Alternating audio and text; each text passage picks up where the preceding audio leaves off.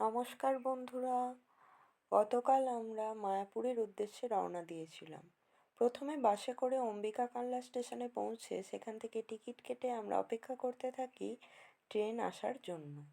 অপেক্ষাটা আমাদের খুবই দীর্ঘ ছিল, কারণ আমাদের ট্রেন আসি আসি করেও তখনও পর্যন্ত আসছিল না।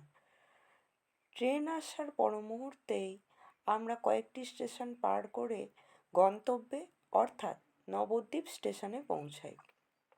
সেখান থেকে আমরা নবদ্বীপ ফেরিঘাটে পৌঁছাই টোটো করে।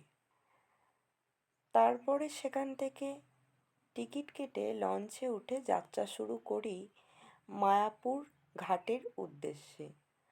যাত্রা সফর অনেকটা দীর্ঘ হলেও আমাদের এতটুকুও বিরক্ত লাগেনি, কারণ আমাদের সফর সঙ্গী হয়েছিলেন একদল হরিনাম সংকীর্তনকারী। তারা মধুর হরিনাম সংকীর্তনের মাধ্যমে আমাদের মন ভরিয়ে তুলেছিলেন।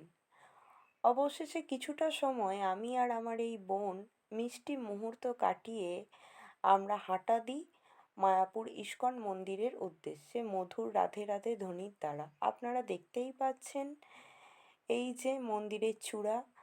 নবদ্বীপ স্টেশনটা অনেকটা গোছানো হলেও আমাদের মায়াপুরে গিয়ে যে স্নিগ্ধতাটা অনুভব হয়েছিল তা বলে বোঝানোর নয়।